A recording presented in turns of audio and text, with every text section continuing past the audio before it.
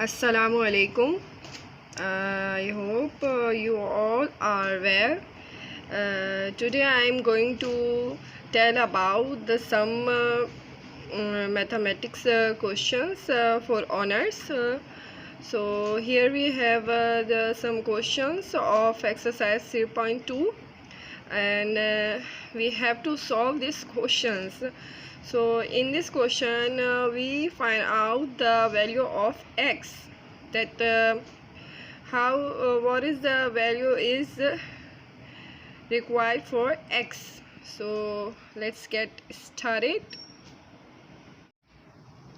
Here I have a question that is 3 is base and its power is 2x is equals to 27.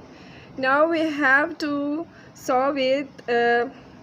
Here we have 3 2x, and here we have put that digit which have the power of multiplication, and find we have 27.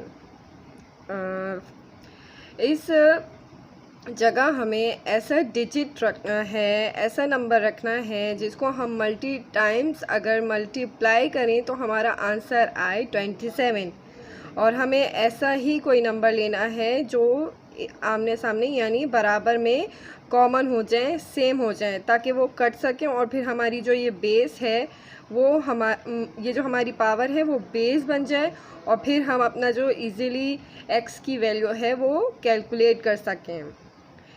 आपको ये simply question दिख रहा है, इसको मैंने as it is उतारा और मैंने यहाँ पर मुझे पता है कि 3 है, तो अब मैं 3 को कितने टाइम्स मल्टीप्लाई करूँ कि हमारे पास जो इसका आंसर आए वो 27 आ जाए। तो मैंने मल्टीप्लाई किया 3 को 3 टाइम्स, यानी 3 3 ज़ा 9 और 9 3 ज़ा 27। मेरे पास 27 का जो नंबर था पावर में मेरे पास आ गया 3, और 3 की पावर आ गई मेरे पास 3। अब ये दोनों सेम थे यानी कॉमन थे, तो ये कट हो गए, या इसको हमने 1 कंसिडर कर लिया और जो हमारे पास इसकी पावर थी वो ही हमारे पास बेस आ गई। सिंपली मैंने इसको कॉमन को जो है वो कट किया या इसको 1 कंसिडर किया। दोनों तरीक़ों से आप कर सकते हैं, और बस ये है कि ये सेम होने चाहिए। और फिर हमने इसकी जो हमारे पास बेस थी उसको हमने जो हमारे पास पावर थी उसको हमने बेस बना लिया। ठीक है, तो सिंपली हमने ये यहाँ पर 2 जो है वो x से मल्टीप्लाई हो रहा था, वहाँ जाके डिवाइड हो गया, और हमारा जो x की वैल्यू है वो इजीली हमने डिटरमाइन कर ली, यानी यहाँ हमारा जो क्वेश्चन है वो सॉल्व हो चुका है। अब नाउ मैं आपको अनदर क्वेश्चन समझाती हूँ। अब यहाँ पर मेरे पास है 32 और यहाँ पर है मेरे पास 4x। ये हमारे पास नेक्स्ट क्वेश्चन है। अब इस क्वेश्चन में हमने किया क्या है कि मैंने आपको पहले भी बताया कि हमने यहाँ पर ऐसा डिजिट या ऐसा नंबर लेना है कि जिसको मैं मल्टी टाइम्स अगर मल्टीप्लाई करूँ तो मेरे पास आए 32।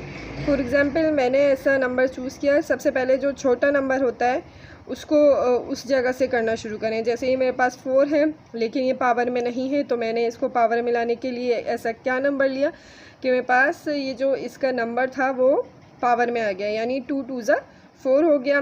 अब मैंने देखा कि 2 है तो मैंने फिर 2 से ही इसको करके देखा। मैंने 2 को अब ये मुझे देखना पड़ेगा कि मैंने इसको कितने टाइम्स जो है वो मल्टीप्लाई करना है कि मेरे पास 32 आ जाए। तो 2 2 ज़ा 4, 4 2 ज़ा 8, 8 2 ज़ा 16 एंड 16 2 ज़ा 32। तो 2 को जब मैंने 5 टाइम्स मल्टीप्लाई किया तो मेरे पास 32 आ गया।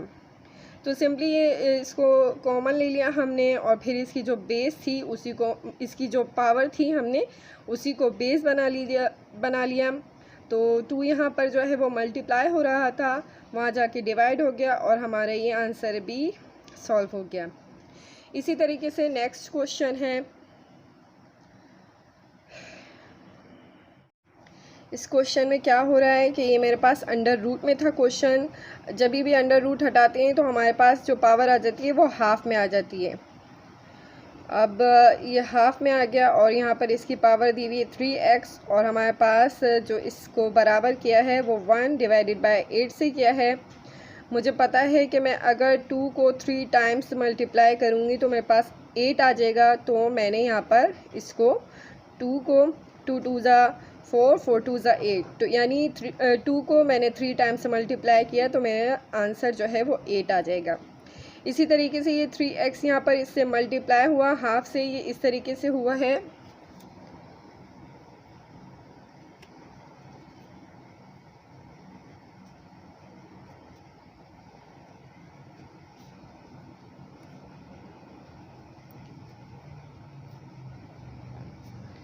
तो मेरे पास इसकी फिर ये पावर आ गई।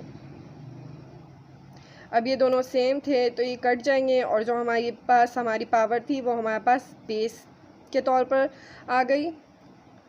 अब सिंपली हमने ये जो 2 है ये यहाँ पर इसके साथ डिवाइड हो रहा है, वहाँ जाके इससे मल्टीप्लाई हुआ तो 2 3 ज़ा 6 आ गया आंसर। और ये 3x यहाँ पर इससे मल्टीप्लाई हो रहा था, वहाँ जाके डिवाइड हुआ तो 3 1 ज़ा 3 और 3 2 ज़ा 6, तो ये हमारा आंसर आ गया -2 में।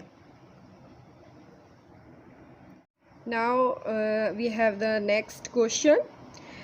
द क्वेश्चन है हमारे पास 4x डिवाइडेड बाय 2, पावर इसकी है x माइनस 1 और फिर is equals to 8 2 minus x। अब हम इसको सॉल्व किस तरीके से करेंगे? सेम मेथड है, कुछ भी चेंजिंग नहीं है हमारे पास। मैंने बता चुकी हूँ कि यहाँ पर हमें ऐसा नंबर रखना है जिसको हम मल्टी टाइम्स अगर मल्टीप्लाई करें तो हमारा आंसर 8 आ जाएगा। और हमें पता है कि अगर 2 को 3 टाइम्स हम मल्टीप्लाई करते हैं तो हमारे पास आंसर जो है वो 8 आ जाता है। और अगर 2 को 2 टाइम मल्टीप्लाई करते हैं तो 4 आ जाता है। इसी तरीके से मैंने इसको अरेंज कर लिया फॉर्मूले को अपने, कि 2 2 ज़ा 4 हो गया, x आ गया, पावर में आ गया इसका भी आंसर और इसका भी आंसर हमारे पास पावर में आ गया। अब यहाँ जो है ना, यहाँ ये डिवाइड हो रहे हैं, यहाँ जाके ये मल्टीप्लाई हो जाएगा तो हमने इसको डॉट से शो कर दिया। और यहाँ जो है ये 3 जो है वो इसके साथ मल्टीप्लाई हो रहा है तो 3 2 ज़ा 6 हो जाएगा और 3 अगर कुछ नहीं है तो 1 है तो 3 1 ज़ा 3x हो जाएगा। ठीक है, अब ये मेरे पास कॉमन था तो मैंने इसको 1 टाइम लिख लिया। और जो इसकी अच्छा ये जब ऊपर गया है ना तो ये इसका साइन चेंज हो गया। जब भी डिवाइडेड से कोई चीज़ ऊपर की तरफ जाती है अपोजिट में तो उसका जो है इन्वर्स आ जाता है साइन, इसका इन्वर्स आ गया। और ये जो माइनस था ये किस में चेंज हो जाएगा? ये प्लस में चेंज हो जाएगा। फिर मैंने इसको ये 2 टाइम्स था, मैंने इसको 1 टाइम लिख दिया, यानी इसका कॉमन ले लिया और जो इसकी पूरी वैल्यू थी उसको उससे मल्टीप्लाई कर दिया। फिर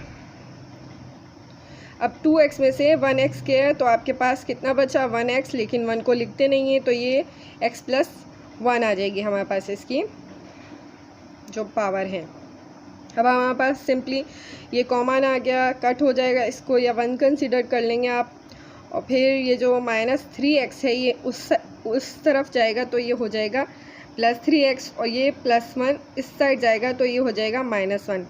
6 में से -1 हुआ तो 5 आ गया और 1x + 3x। अब जानते हैं कि जब भी कोई चीज़ नहीं होती, कोई भी नंबर नहीं होता तो वहाँ 1 कंसिडर करते हैं। तो 1 + 3x 4 हो गया और 4 जो है यहाँ इससे मल्टीप्लाई हो रहा था, वहाँ जाके डिवाइड हो गया तो इस सिंपली हमारा जो आंसर इसकी x की वैल्यू है वो कैलकुलेट हो गई।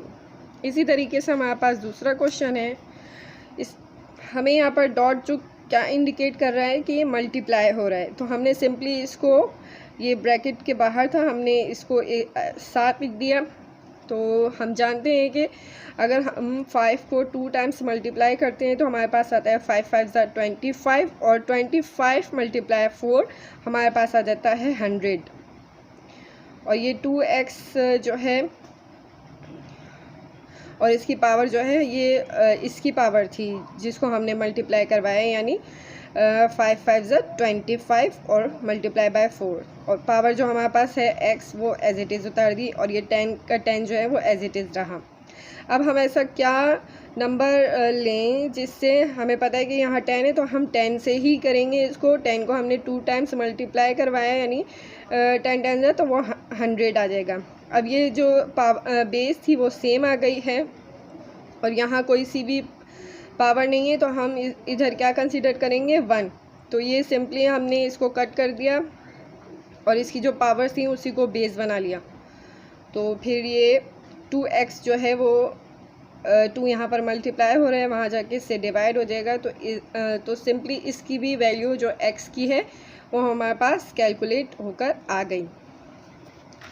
अनदर क्वेश्चन, इधर भी वही सेम मेथड मैंने अप्लाई किया है कि मेरे पास ये जो क्वेश्चन था 5x minus 25 is equals to 0, और मैं ये माइनस का 25 था, उधर जाके ये प्लस का 25 हो जाएगा। और 25 को हमने 2 टाइम्स, क्योंकि ये 5 है तो हम 5 से ही करके देखेंगे कि 5 ज़ा 25 होता है, हमें पता है। तो ये 5 को 2 टाइम्स मल्टीप्लाई करेंगे, आंसर जो है वो पावर में आ गया। और ये जो बेस ही हमारी दोनों सेम हो गई तो ये कट जाएगी और फिर हमारा आंसर आ जाएगा x इज इक्वल्स टू 2। इसी तरीके से मेरे पास एक और क्वेश्चन है, ये भी उसी मेथड से जो है सॉल्व होगा। इधर मेरे पास 8 है, हम जानते हैं कि 2 को 3 टाइम्स मल्टीप्लाई करवाएंगे तो हमारे पास 8 आ जाएगा। तो मैंने इसको भी पावर में ले लिया इसका आंसर, और 2 2 ज़ा 4 हो जाएगा, इसको भी मैंने पावर में ले लिया। जब 2x मल्टीप्लाई होगा 2x से तो 2x हो जाएगा, और 2 1 ज़ा 2 हो जाएगा।